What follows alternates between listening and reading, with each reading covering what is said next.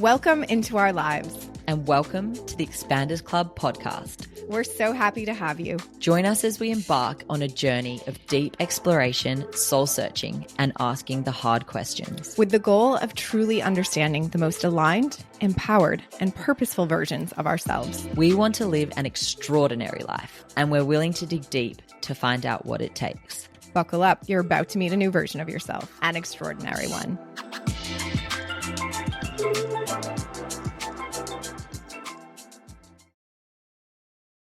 Hello, friends, and welcome back to another episode of Expanders Club podcast. We are so happy to have you on this journey with us, this journey of expansion, this evolution, journey of empowerment and inspiration. My name is Brooke, and I'm here with my lovely co-host, Madeline. Hello, everyone. Maddie here. Thanks for that introduction, Brooke. It's great to be back. Today, we have an interesting episode with a good friend of mine, a new friend of mine.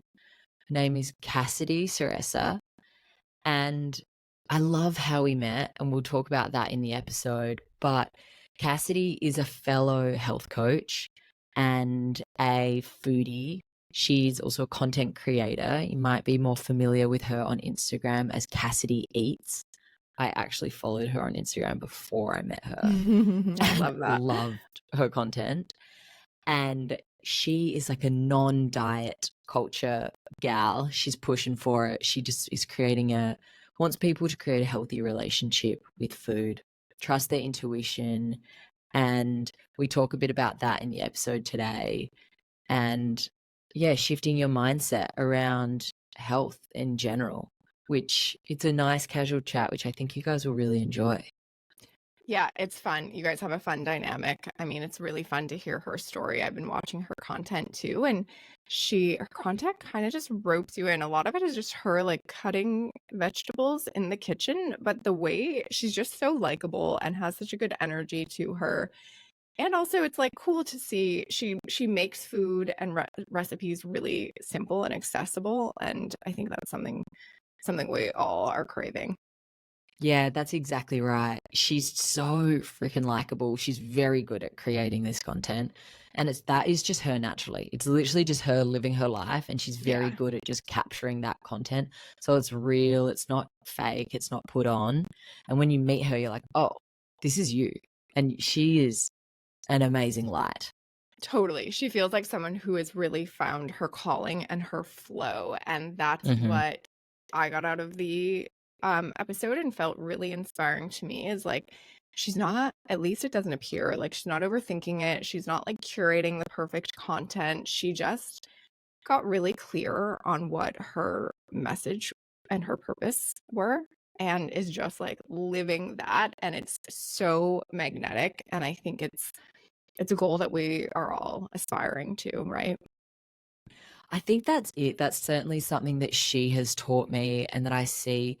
When you find something that is actually so aligned with you, your values, your lifestyle, the way that you want to be living, it just flows. And it isn't hard. It's easy. And if you can find something that aligns with the way that your personality and your values, you can work so much more efficiently. You're not forcing it. It's just coming to you. And she says it in the episode. I love it. She's like, it ain't that deep. That's what's her motto. It's just like, we're not pushing for something, making it harder than it needs to be. Like, it's easy.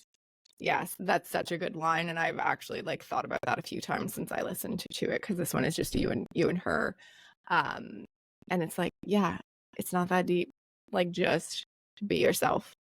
Yeah. That's the unlock. Exactly right. Yeah, so for those of you who don't know, Brooke and I are testing out doing interviews, solo interviews. So this one was just me and Cassidy today hanging out in my lounge room. And I hope you guys enjoy it. Yeah, it's a good one. Enjoy, everyone.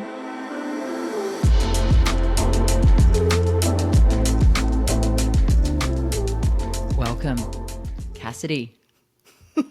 Hello. It's so good to have you here. Thank you for having me in this beautiful space, in your energy. Let's do this. What a treat to be face to face. I think you're a little jarred by being in person recording a podcast because Maddie's learning the intricacies of the behind the scenes of creating a podcast. Oh my goodness, the learnings. Yeah, let's just set the scene here by saying we have a professional podcaster on the show today. Cassidy, how long have you had a podcast for? I launched my podcast in like July, I think, 2020. Oh, wow. I mean, you're a veteran. They were early days for podcasters. Once you hit 100 episodes, I think you're a vet. And I'm at like 127, I think. What's your cadence? Once a week. And I have not stuck to that because that doesn't add up. I've taken breaks and lulls in between. What advice would you give to a new podcaster? Are you asking for a friend? Just asking for a friend. What advice would I give to a new podcaster? I mean, it's the most intimate way to share yourself is your voice and like what you think. And so just be yourself. Actually, no, I have the best advice. And I feel like I may have told you this already, but I feel like when you first start editing your own voice, you always want to cut out the breaths. Oh, yeah. And you're like when you're taking a breath in between when you're talking. And then when you cut those out, the episode's like, because you feel like you want to fill every second of space. Yeah. You just got to like sit back and just allow the people listening to be in the room with you versus filling. That's my advice. Okay, I like that. So leave it a little more natural. Mm-hmm. And the thing is, everyone's speeding up their listening, their playback speed. Yeah. These days. So fast. I talk really fast. So we don't need it even.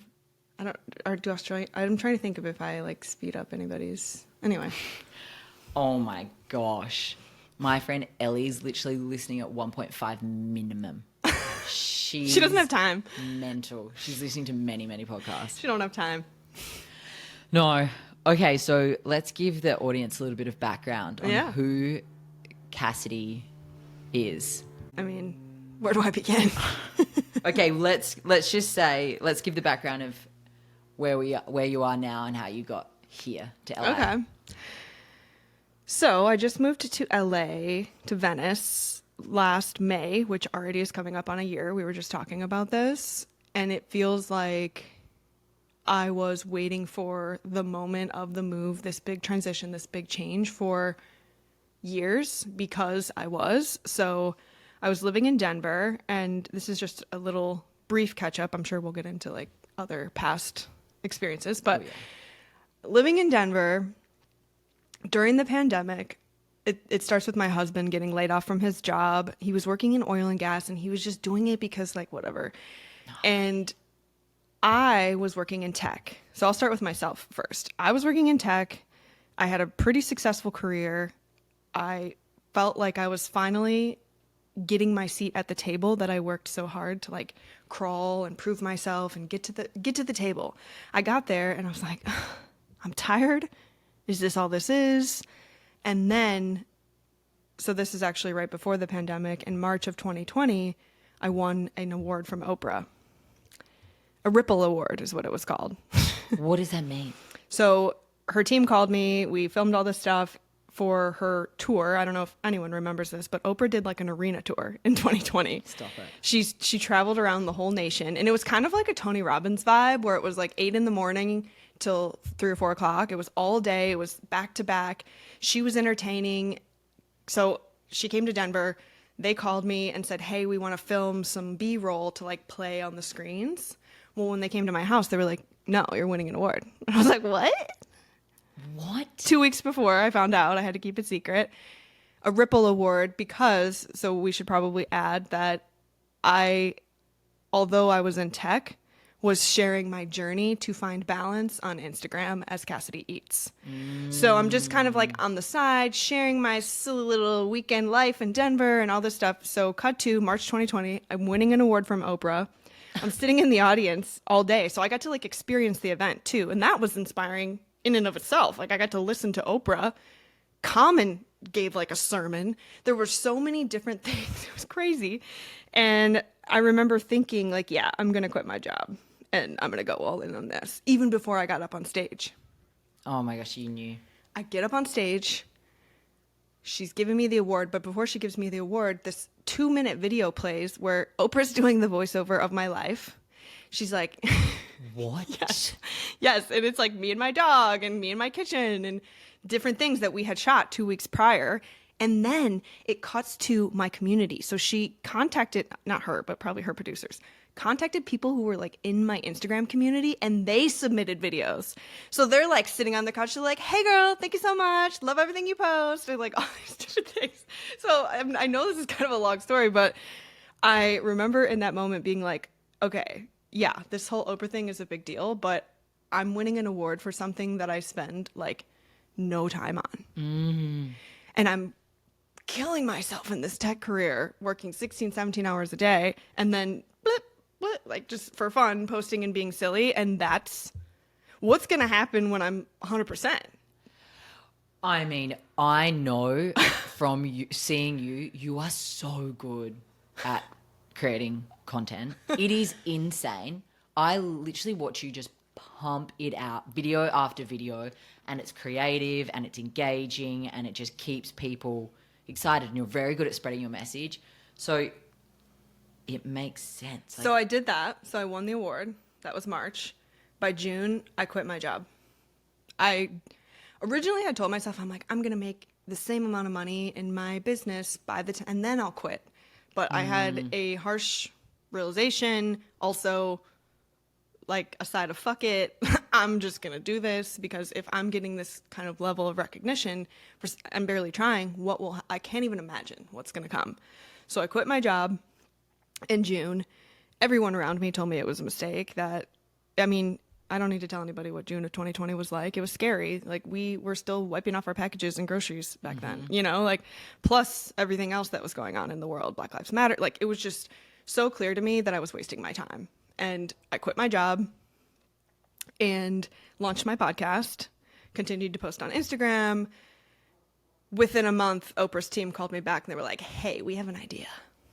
We want to build a digital platform of wellness coaches. And I was one of the founding coaches, which I wouldn't have been able to do if I was still working in tech. Like, it just, you make space for things in your life to come in, they will come in.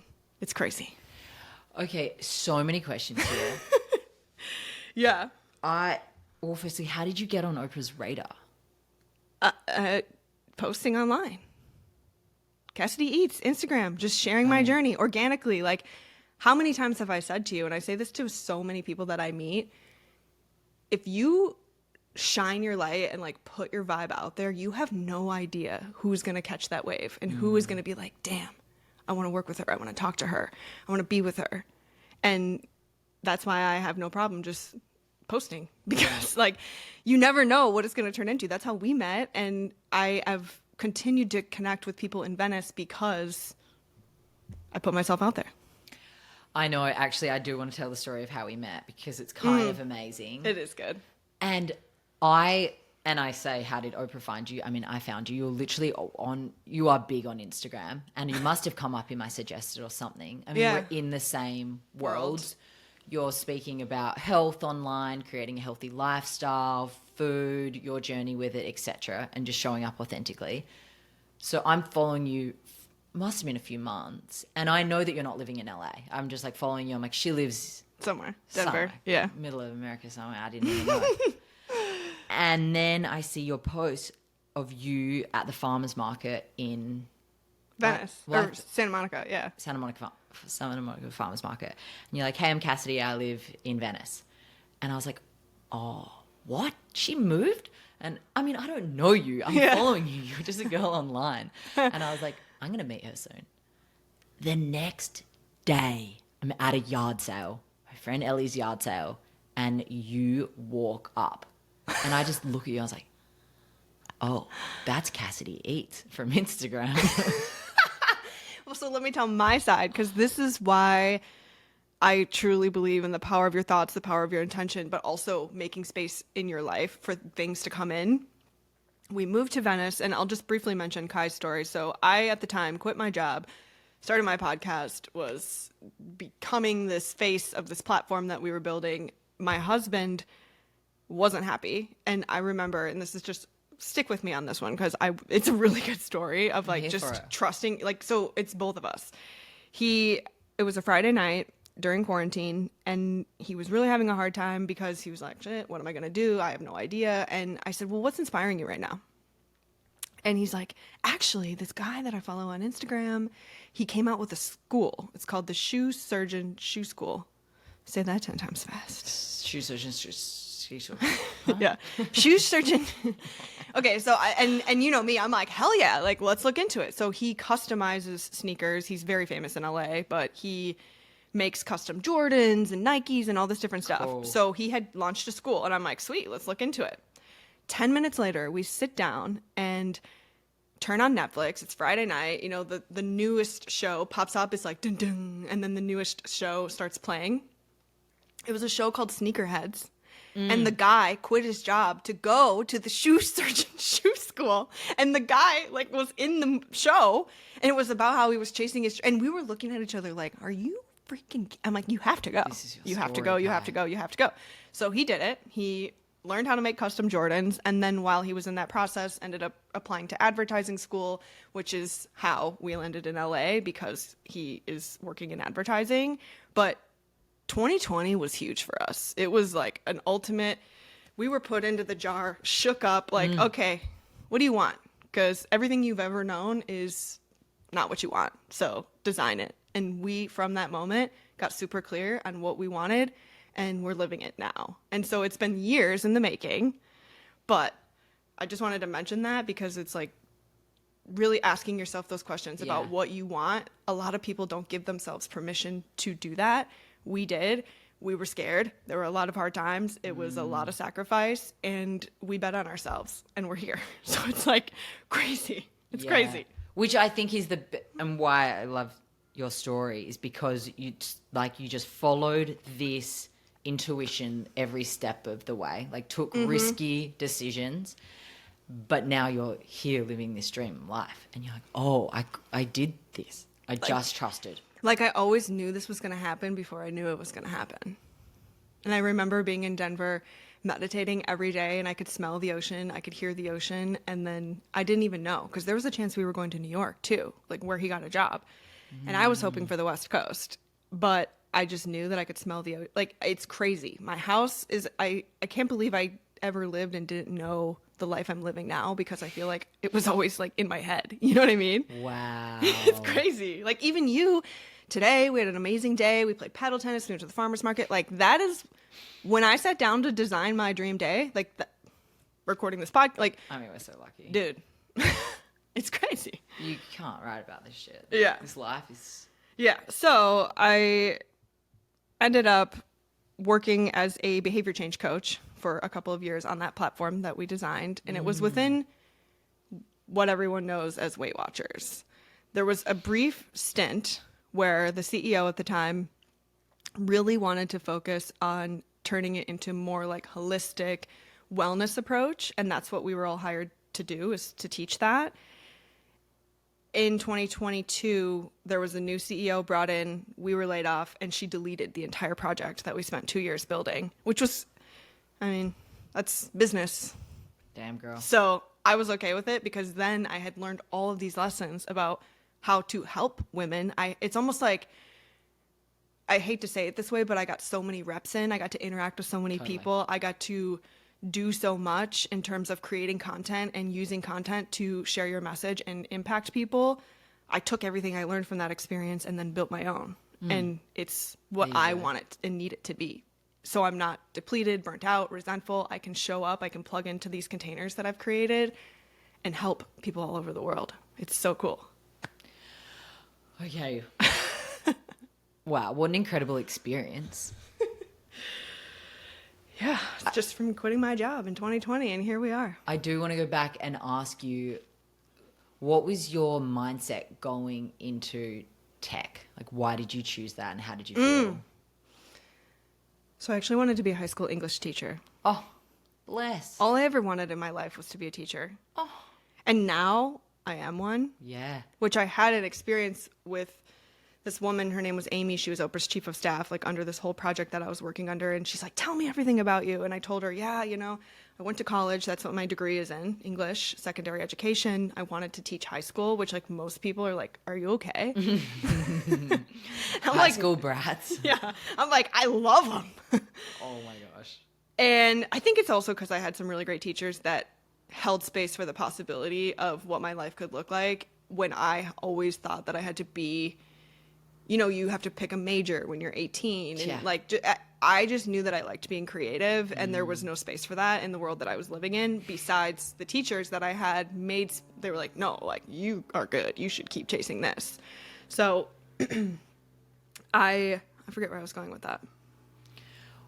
Well, this is why you chose to go into tech. Check. Okay. So I wanted to be a high school English teacher. Couldn't get a job. I literally couldn't even get an interview. What? I was back in Illinois, and something told me to move to Colorado, and I did. I applied for like hundreds and hundreds of teaching jobs every single day. Did not get an interview. And then I ended up getting a job in tech because I knew someone from college who like kind of had connections, and I just started there at the bottom. Worked my way up. So it wasn't like your lifelong dream to be in tech. It was No. just like situational. Okay, I'm going to get there. Yeah, I mean, I was open, and it was this new grad program where you could rotate through the company and try different parts of it. And when I was in that, the CEO was like, hey, we actually want to expand our offices. Do you want to be removed from this program and you can just like do all of this? And I was really good at facilitating culture, new hire experience, like the office vibes. I would do all the catering and the after snacks. What are those called? Appetizers, like at the end of the workday. Oh, that sounds Like fun. I was the fun person in the office. Oh my gosh. The Yeah. director of Yeah. fun. So I did that, and I just kept like following that path while creating on the side online, but I never had any expectation that I could ever turn what I was creating online into my full-time job. And so that shifted once you won the award with Oprah. Yeah, I was like, oh, why not me? You know, like you see other people, you know it's possible to make money online. You can be a coach. And then I'm having this conversation with Amy, Oprah's chief of staff, and I'm explaining to her I always felt like a failure because I set out to be a teacher and I never became one. Like I couldn't even get an interview, and then I just kind of did this other thing. But then she said to me, she's like, well, you were a teacher in a way that you never could have known when you were, 17 or 18, which is true. I am. Now you get to be a teacher. I am a teacher. I became a teacher. You're so much more expansive with the amount of people you're reaching. Yeah. Instead of just sticking to the classroom. Right. And how amazing that we have this platform to be able to do that versus... I know. It's I feel so lucky, but it took me a long time to come to terms with and feel like, oh, like I actually did the thing I sought out to become. It was just like a really long, winding road to get there. Yeah, and isn't that a conversation of accepting that we might not be following the path we thought we'd follow? Oh. Putting your intentions out and just not thinking about the how or having any expectations. Because what I've also realized too is that my logical mind cannot think of the things that like I've received in these opportunities. I've just opened myself up. So actually let's circle back to meeting each other because wow. I want to tell my side of that. That's what I was going with that. I moved to Venice last summer, and I was really just kind of like getting comfortable, figuring out my routine, building my coaching business. And I remember going out on my back patio. I have this beautiful view, and I just kind of like looked up at the sky, and I was like, all right, I'm ready. Like, I'm ready to find my people. I know I'm not leaving. I need to build my community. I need to find my chosen family. The next day, like you said, the next day was when I met you at the garage sale. I said that the day before out into the universe. I was just like, I'm ready. And then we met. You were asking for me and I was asking for you. Yes. And we found each other. And then you were like, I follow you on Instagram. And I was like, cool. And then we connected. And then I looked at your page and you made my strawberry milk matcha and you tagged me. And I was like, how did I not see this? That was your strawberry milk matcha? Yes. And it was like inspired by Cassidyeats. And I was like, stop. Oh my gosh. That was me. And I actually made that in Venice. So I was already here. Oh my goodness. I was like, literally saw that. I was like, this strawberry milk matcha looks amazing. And I was like, I wonder if this influencer will be upset that I'm copying it and making it, because I just want to do it because I love it. And I shouted you out. But that is amazing. I actually forgot that And then I was like, you. wow, we're meant to be friends. I mean, some people might be like, weird, but I'm like, yes. I kind of do feel a bit like a creep, actually. Why? Well, you're not my first friend that I've like followed first and then become friends with. Oh, I have no shame in that game. I like, if I like someone's energy or so, I'm just like, what's up? You want to be friends? Well, that's the thing. I'm like, Yeah. I like following you. I like your content. I think that's why we clicked, because we're just that type of person. Like, you and I are very, I mean, you've lived in Venice, what, 8 years? And every time we go out on the streets, she runs into everyone she knows. People listening to this are laughing because they're like, yeah, we know. We've experienced this. So you're like the mayor of Venice, and my husband has always called me the mayor too. Like, because I'm always just meeting people, connecting. Yeah. We have that same wouldn't- personality. I can already see it in you. You've been here for less than a year. I'm like, oh my God, of course. She's roaming these streets. People know her. They want her. Okay, wow. Yeah. And now, here we are in LA. Here we are. And what would you say to people who are thinking about moving to LA or just speaking to your first year out here? I've thought about this because, one, it has surprised me significantly. Like, I don't think I ever saw myself as someone living in California or moving to LA. I think now what I realize is it was a lot of limiting beliefs of not even allowing myself to view that as a possibility for myself.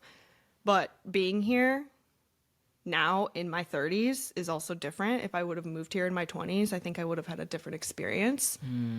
Now that I am so with myself and I know who I am, and being around other people in Venice especially, who, like, Kai and I actually crack up over this because when we went to our first couple of parties, we're from the Midwest. When we went to our first couple of parties, every single time, like, people make eye contact with you and they're like, what are your dreams? Like, what do you want to do? Like, can I hold space for you? You know? And like, I'm like, yeah, no one has ever asked me that in my entire life. So, sure.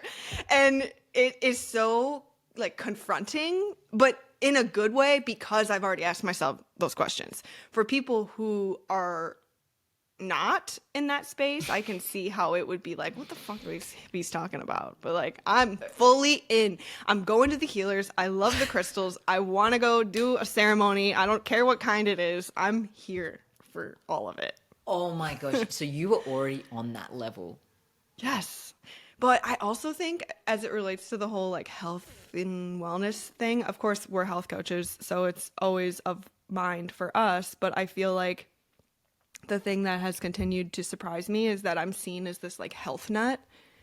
Maybe you feel this way too, but like, am I a health nut, or do I just care about like what I put in my body? And I think everybody should be a health nut. Everybody should be concerned with how much movement they're, not concerned, but just conscious of that and an active participant in their own well-being. Yeah.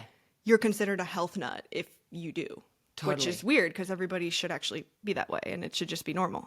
Exactly. We're just prioritizing, our body and our energy levels and nourishing ourselves and feeling good, but doesn't mean we're perfect. I mean, I think people would probably be surprised with what I eat sometimes. Like, I still can be indulgent, or at least it feels like that to me. Oh, you just reminded me, and we talked about this at the farmer's market this morning, which I feel like maybe this is a good time to bring it up, but like being in a healthy relationship with food. Yeah. Because Yes. I was asked this question last week in a coaching container, like, all I think about is food. I'm obsessed with food. It's just like, am I ever going to not be obsessed with it? And I was like, well, I've been obsessed with it in an unhealthy way, in a way that I felt powerless to it in my life. Now I am also obsessed with it, but in a healthy, balanced way, because food is culture, it's community, it's connection, it's so much. And I feel sad and have already grieved, but I have felt sad for past versions of me who didn't allow myself those pleasures because I was trying to lose weight and I was trying to be smaller and all those things. Now I went to the farmer's market today. I got bagels. I got arugula. Like there's such a balance in what I put in my body because I feel so nourished with the way that I feed myself. And I want people to know that that's possible for them too. Would you say the biggest difference is in what you're eating now, or it's just your mindset around it? Okay. Anyone that knows me, I'm going to bring up a study because this is why I became a coach. And when I was working under the digital platform, it was called D360. The thing I continued to notice, so there's essentially 4 pillars of wellness, right? There's food, sleep, movement, mindset. Mm-hmm. Mindset is actually the main one. It's the thing that filters the rest of them.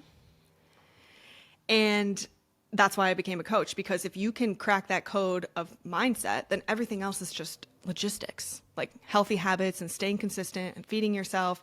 Everyone relies on motivation when it's actually like behavior change science, but you have to also address your mindset, your limiting beliefs, the identities that you're carrying.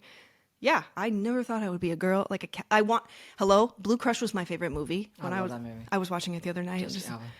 It's not Jessica Alba. Oops, the wrong movie. Which is that? Blue Crush is the surf movie. Oh. Where they live in the shack by the beach in Hawaii. Who is it? Who's the girl? It's the girl with the 2 different colored eyes. Oh, yeah. Okay. That Wait, and it's got, who's the hot guy? I don't know. You don't care about the hot guy? The urchins or whatever. No, like the different side of the island. I don't know. Wrong movie. Dude, what is that girl's name? We'll have to figure that out later. But I never. Kate Bosworth. Yeah. Yes. Okay. Do you know what I'm talking about? The movie now? No, I already knew. And she hit her head and she was going to go surf the pike and like it was a big tourney. Yeah. Okay. Yeah, fuck yeah. I always dreamed of like a surfer beach vibe, but I never allowed myself to believe it was possible for me. So did I think I was going to move in LA? I don't even know if I answered your question about like what my reflection on living here for almost a year is, but it's truly just like, whoa, if you just let go and like trust that the path that you're on is going to lead you to where you're supposed to go, you're going to get there. And it's going to be, again, like better than you could have ever imagined. Your logical mind can't think of what the universe has in store for you. And so just open yourself up. It's so true. Yeah. And I think that to why I moved here. I mean, I don't think I really knew at the time. I was just like living in... Where were you before this? I was living in Bondi Beach in Sydney. And you just said, I'm going full send, other side of the world. Yeah, I was 25 and I just knew that I had to live overseas. I thought it would be New York or London. And I came to California and I was like, oh, this place has got a vibe. This is reeling me in.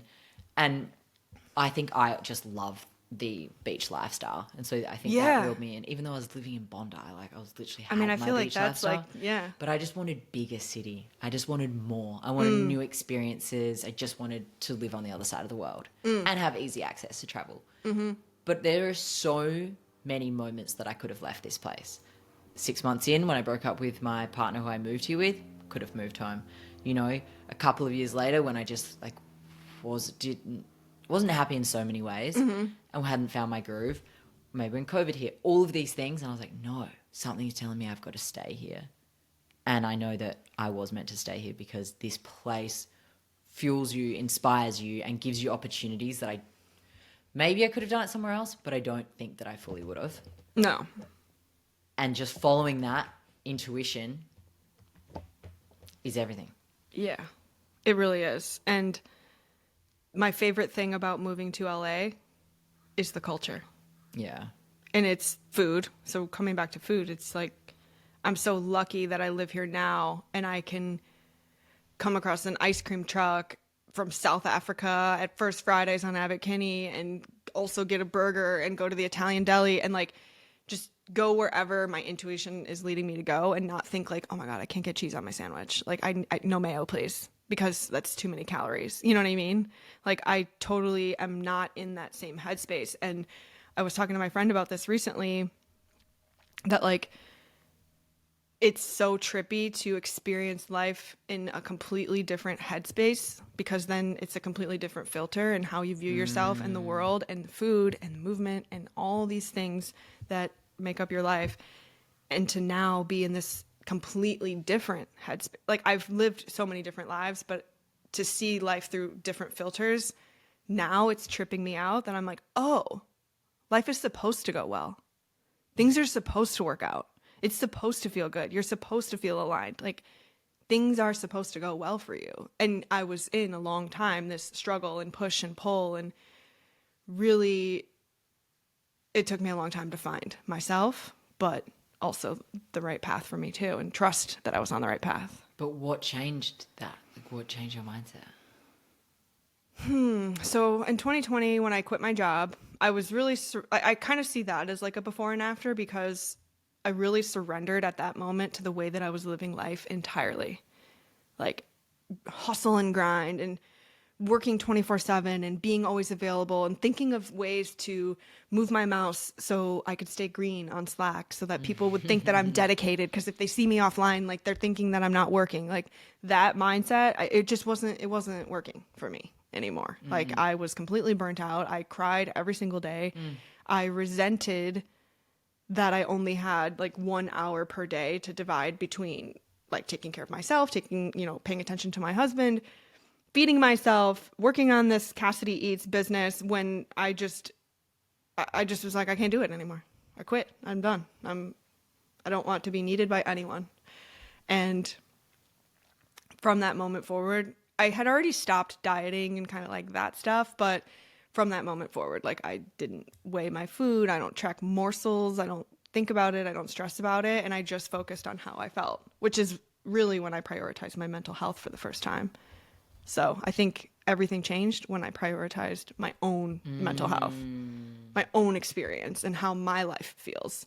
Like, yeah, I'm a great friend and a great wife, and I'm great, all these things, and I'm really good at my job, and I'm a high achiever, but like, what does that mean for me? Yeah. That was when I started asking those questions to myself.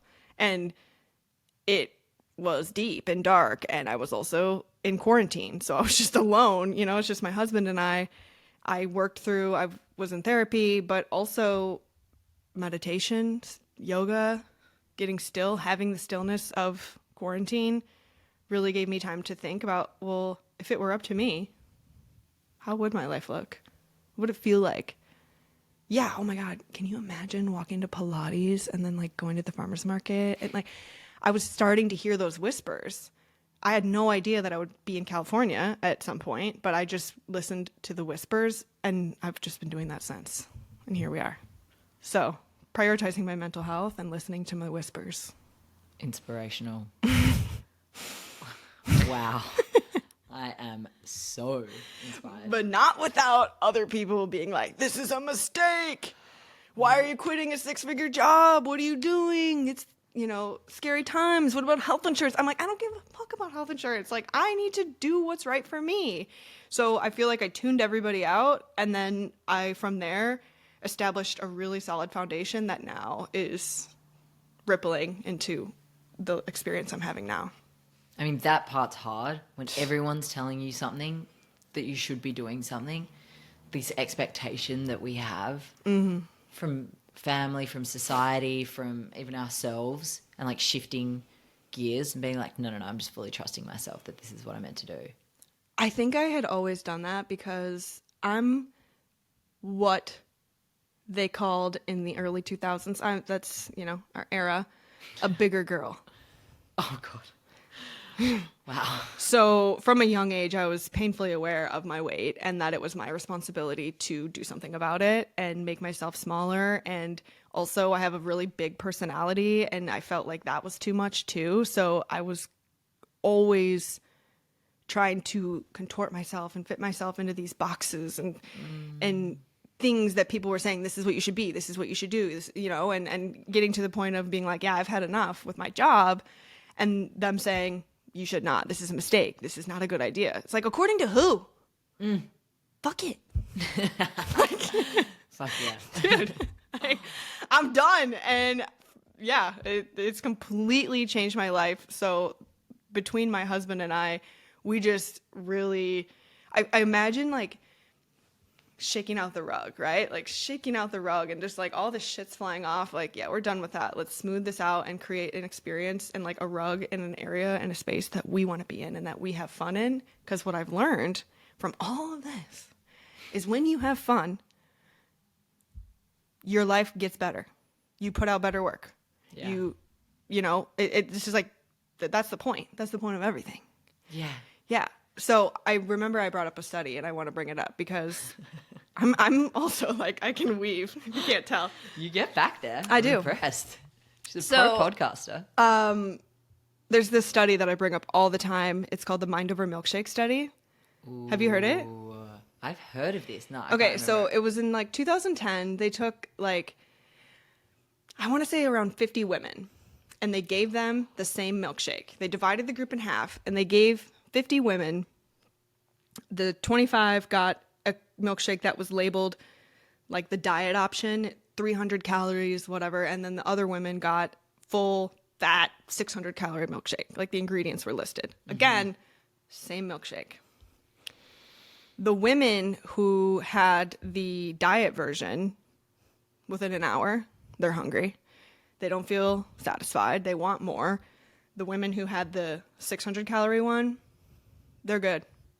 They were, What? I struggle with this word, satiated. Satiated. Love that. Yeah. Attempts there. And there were even, like, the hunger hormone was present. So, like, your body has a response to how it perceives the things that you are putting in it. So if you walk every single day and you're like, I love walking. Walking is the best exercise. It makes me so fit. It makes me so happy.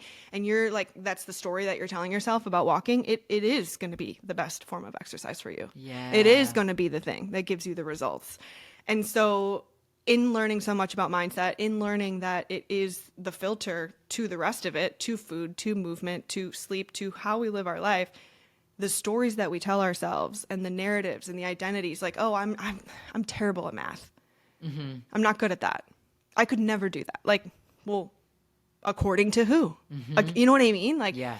And in getting still in 2020 and really just like having my blinders on, I really got the opportunity to check in on all of the things that I knew to be true up until that point in my life, because I was faced with like, well, clearly it's not working. Yeah. I was told, go to college, get a job with insurance, be loyal to a company. But like, that's not the vibe anymore. 30 years ago, if you were loyal to a company for your entire career, you'd get a pension for the rest of your life. Like, Yeah. that's not the case now. And I think I was given a lot of outdated advice. And like, by who specifically? No one. Society. Outdated also includes the whole thing where your body should be as small as it can possibly be. And it needs to be tight and toned in order to be able to be looked at. Like, I just was like, fuck it. Like, it doesn't matter. Oh my gosh. And the stories that you're telling yourself, mindset, so that's why I keep coming back to it, is where the magic can happen. Yeah. The mind over milkshake study. How you perceive My goodness. the stories you are telling yourself, what you believe to be true, is actually how it affects you. So if you and I are sharing a piece of chocolate cake, you're my girlfriend, we're having the best time, we're connected, that actually means more in terms of your health than eating a bag of spinach or whatever. You know what I mean? Like, it's important to know what that balance is for you and be so connected to the way you're living your life and moving so that it can benefit your health. Yes. I know the idea, and I always think of this analogy. I feel like dieting, when you deprive yourself of something, food, whatever, you're like having less of, you go so far one way, you're always going to, like the rubber band, pull the elastic so far, it's going to go back the other way, like so far back the other way. And that's when you're more prone to binge eating and indulging, because you're like, I've been so deprived that I want more, and now I need to like really feed myself. Yeah. Which I feel like, I mean, I don't know so much about the keto diet, but people lose so much weight, but then they go back so far the other way. Yeah. That was me in high school, girl. I was giving up carbs so I could go on vacation. So after Christmas, I would do this every year. I would stop eating carbs, and then I'd bring my lunch and I'd eat like deli meat and cheese in a Diet Coke, basically. Oh my gosh. I know. And I would lose 20 pounds, go on vacation, because I was truly like, I need to get my body in a place where it can be seen in a swimming, like it's my responsibility. Oh my gosh. And I would go on the vacation, and then after that, of course, like resume life, gain more weight back. And so my weight was constantly fluctuating. And the person that I always love working with is the person who lives in those extremes, who is all the way in or all the way out. Yeah. Because it also comes from this belief, this mindset, perception that it has to be hard. If I'm going to succeed, I have to struggle. Yeah. And Yes. I have to be all the way in if I'm going to make progress on my goals. So like I was just talking to someone a couple of weeks ago, and she was telling me that she's aware. She's like, I really love walking. And that's why that example came to mind earlier. But I continuously hear myself saying that I must not want it bad enough. I must not want to reach my goals if I'm not at the gym 7 days a week, crushing the HIIT workouts. So again, it's a story you're telling yourself. Yeah. But it also comes down to like, I don't know, it's just beliefs. It's mindset. No, it's is. But it's what we're told. Like, you think you have to go to the gym and do the certain types of workouts to lose weight, get fit, whatever. Mm-hmm. But you have to explore what works for your body. Like, I never thought that yoga was a good workout. But when I got deep into a yoga practice, I actually felt the best in my body that I'd ever felt. Yes. And I was like, oh, actually, if you really lean into something and try something new that works for you, you actually could be very pleasantly surprised. Like, forget what everyone's saying. Well, so that like time where I was just like waving my white flag and I surrendered the entire way I was living, I lost the weight that I had been trying to lose. No way. Like for how many years, just by simply like stretching on my yoga mat and like tuning into my body, because I also learned that the weight you're trying to lose oftentimes is stress. Yeah. And your body holding on to that stress and panic and emotion, when you can truly find a path that's intuitive and trusting in a positive relationship with your body. Yeah. That's when like it actually works and flows. But again, it's mindset. It's like the stories you're telling yourself. It just blows my mind. And the thing that I could talk about forever. I actually have a question. I ask people this on my podcast, but if you had to give a 30-minute presentation right now, no preparation, what topic would you talk about? Because mine would be like mindset for sure. Mindset. I think that's interesting because that's often where I go back to. Like, my first thought is like, oh, eating well and like the power of being in control of your health and probably prioritizing your health. I would probably speak about the prioritizing your health because it's actually the most powerful thing, because when your life is all happening and you're stressed and you're here and you're there, just like you said, what happened for you when you actually slowed down and listened to yourself, your body, your mind, and just like did the things that you wanted to do, did the things that make you happy, that is when you can actually unlock so much more. So yeah, it would probably be like listening to intuition, listening to your body. But it's like you're a health nut. It's so woo-woo. You know what I'm saying? What I was mentioning earlier, it's like, no, like everyone should be this connected to themselves and know what they want and lead an intuitive-led life. Because at the end of the day, the cookie that you ate last night, like after the Super Bowl, I made these cookies and they had refined sugar. Like, okay, I'm living my life. Every night until the cookies were gone, Kai and I would lay in bed and like share a cookie and and like, you do make a good cookie. But like, because I'm feeling connected to my husband and it's like with intention, and I'm just like, it makes a difference in how your health actually is maintained. Yeah, allowing yourself that is just like balance. Yeah. Balance.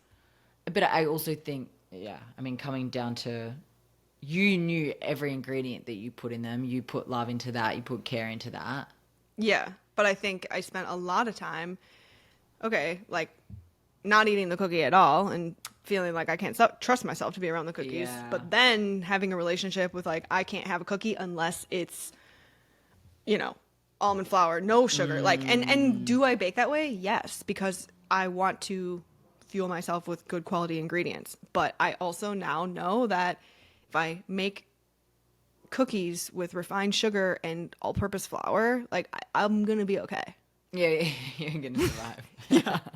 Yeah, yeah. Because it's how you perceive it. Okay, so you've got a 30-minute talk. So you're talking about mindset. Feels like I'd probably bring up the mind over milkshake study. It's a good one. Yeah. That hit. Well, it just relates to everything that I think most women experience in their lives of being told that you have to eat nothing or only being praised when you do lose weight. And when you are in that space, for me, I wasn't eating carbs, and everybody's, you know, cut back to high school. I'm losing 20 pounds eating like burgers without the bun and just fully abandoning a whole food group because people are saying something. They're noticing. I look good. And then you become like driven by that. But then when you gain weight, no one says anything. Oof. So I feel like through my own journey, and now that I've worked with so many women, I've been able to develop such a compassion for, well, like, guys, like, we're not like this because we want it to be. It's conditioning. It's society. It's our parents and their beliefs. And like, it's just so many things that happen in your life that determine like what your core beliefs are. It's not your fault that you think that this is how you should be living your life, but it is your responsibility. You know? Yeah. Isn't that's so much pressure, and probably why, I mean, so many girls had eating disorders growing up at my all-girls school. And the more people I speak to, they say they had issues with eating. It's like, how, as a little kid, little girl, little boy, grew up with an eating disorder, like we're pushed to such levels and felt such pressure that we have to put ourselves through such pain to look a certain way. Yeah. I remember vividly, I was a kid because all of my friends shopped at the kids Abercrombie, and I was too big for the jeans at the kids Abercrombie, and I had to go to the adults, but I was still a kid. So I always had this like other feeling that I was bigger and it was up to me to do something about it. But then I realized, like, well, wait a second. Who's this benefiting? Yeah. Who is me being smaller benefiting? Yeah. And you realize everybody else, or who, you know, the patriarchy, whatever. But then I'm just like, yeah, I need to give myself full permission to just take up space with my emotions. You know, the pressure to feel happy all the time, the pressure to be in a good mood. Oh, it doesn't bother me. Make it look easy as a woman. No, like, I'm crying today. Yeah. And it's not anything I'm embarrassed about because being a human is a spectrum, right? But it's like taking up space with my body. And I have had some experiences in the last couple of years that have tested. So like you heal, you figure things out, and then you're constantly tested, right? With like the things that you go through. Yeah.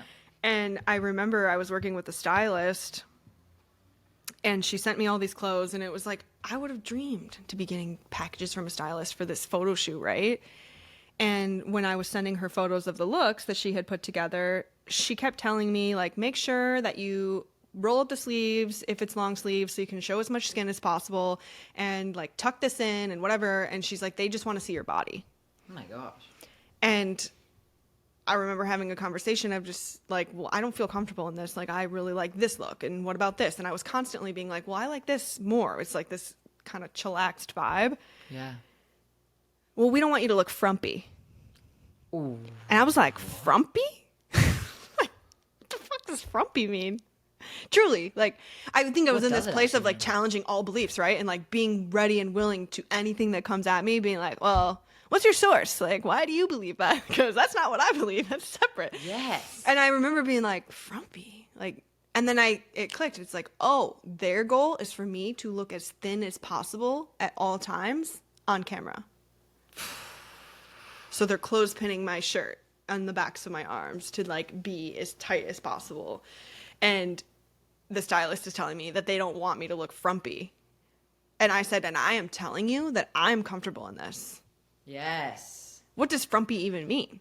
Like, is the goal of being on camera to look as thin as you can possibly look? Maybe that's your goal, but like, I feel good in this outfit, so I'm going to stick with this. Oh my God, I fucking love that. But you're tested, right? And then like things come up and you kind of have to either in the moment or later, because you might go with it at the time because your brain like defaults to those old beliefs. And it's like your brain is constantly looking for proof that what you believe is true. Mm-hmm. And like being in that sensitive space of changing and rewiring and writing a new story is really delicate. And so I found myself in a lot of situations in the last few years where I'm like, let me really examine this and see, like, because I remember I never wanted to look frumpy. I'd rather die than look frumpy in the past. But then when someone presented, I'm like, wait a second. Fact check, like, who even made that word up? Yeah, fully. What even is that word? Like, what's the goal of being on camera? Oh, okay. Well, that's your goal. This is my goal. So I feel good. Let's go.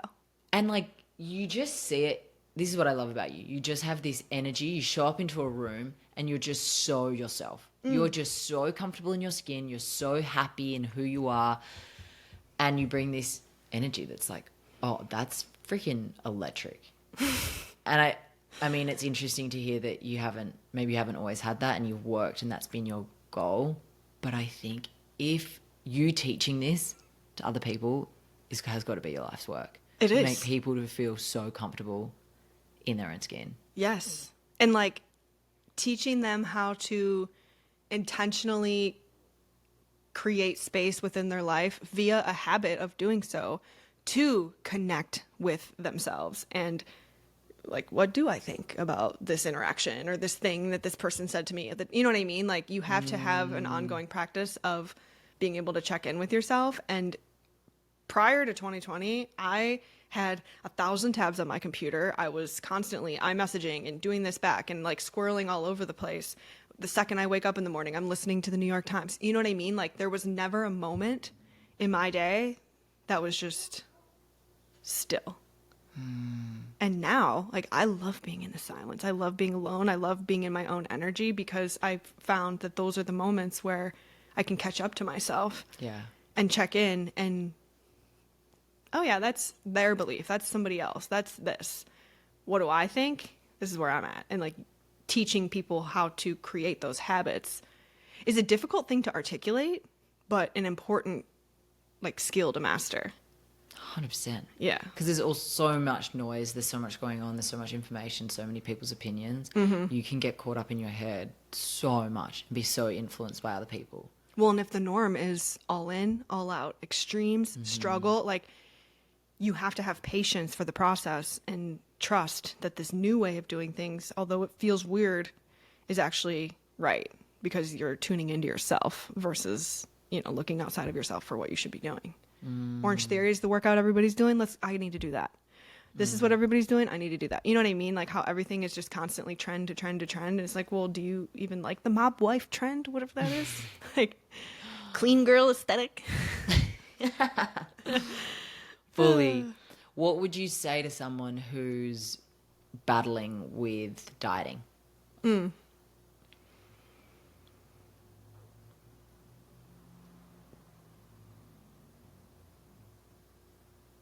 Trust yourself. Like what you know and what is in your head is what is right for you. And what I mean by this is like, why do we call guilty pleasures guilty pleasures? If we enjoy something, Yeah. like why do we feel guilty about it? I know. I find that question so weird. I'm like, I don't know if I feel guilty about anything Yeah. I enjoy. Like guilty pleasures, bravo. I don't feel guilty. I love it. Let's talk about it. Oh. She's a Bravo girl. I am. But like, I think we often are like shoving down that little voice in our head because it's not convenient to the life we're existing in. Or in my case, I feel like I was performing in for a long time. I was really good at my job. I was everything. I was doing this. I could do so many things. I had so many balls in the air. And listening to that voice would contradict all of this that I've created. So why? No, it's a guilty pleasure, you know? And I think that if I could offer any advice to anyone struggling with dieting, not feeling enough, not loving themselves, not trusting themselves, like trust yourself. Yeah. listen to the whispers, Yeah. because that's going to lead you on a path that's most aligned for where you're meant to land. That's beautiful. I love that. Okay, girl, we're getting close. Okay. So our last question that we ask our guests is, can you describe in one word or in a sentence your past self, your present self, and your future self? A word or a sentence? Whatever you're feeling called to.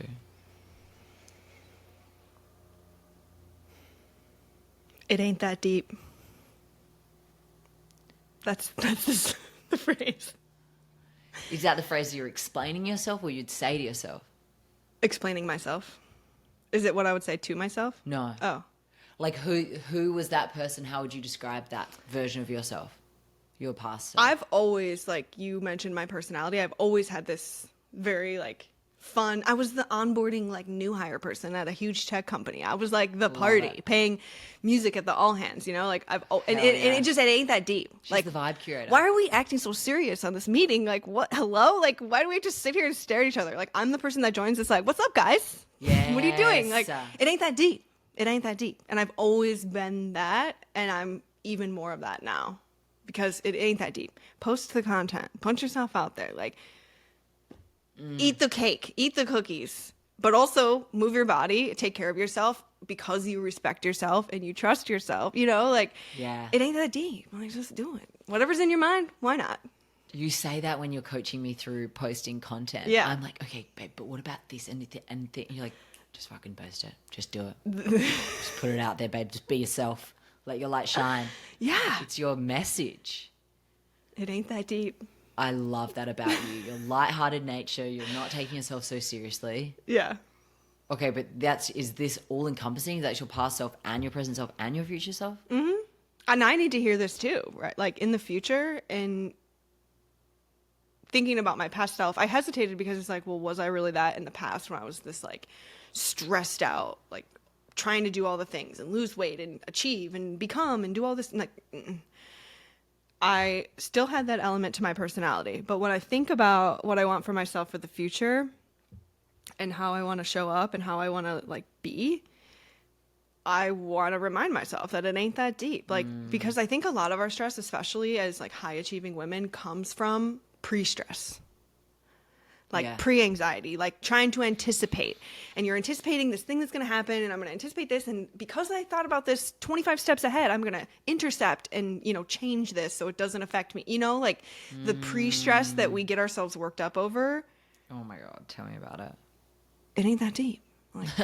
Like worry about that when it's time to worry about that. And now it's not the time because that's 2 weeks from now, you know? Totally. So yeah, for the future, I want myself to just be in trust and surrender to what's coming to me. And anytime I feel myself like bubbling up of like, what can I do? And how can I, you know, achieve and do this and do more? No, it ain't that deep. It's going to come. It's going to come. Just trust. Trust. That feels like the message for today. Yeah. Trust. Trust yourself on your path that it's all going to work out.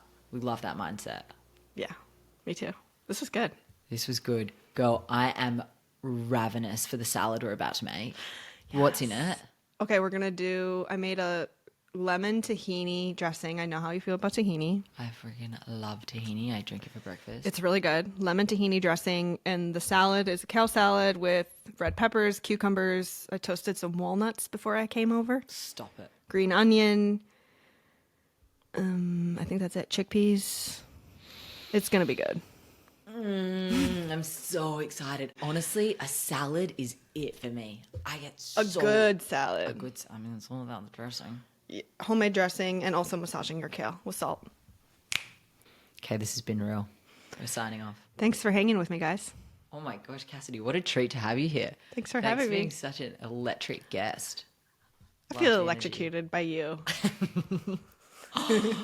What a way. Right. Bye, folks. Bye.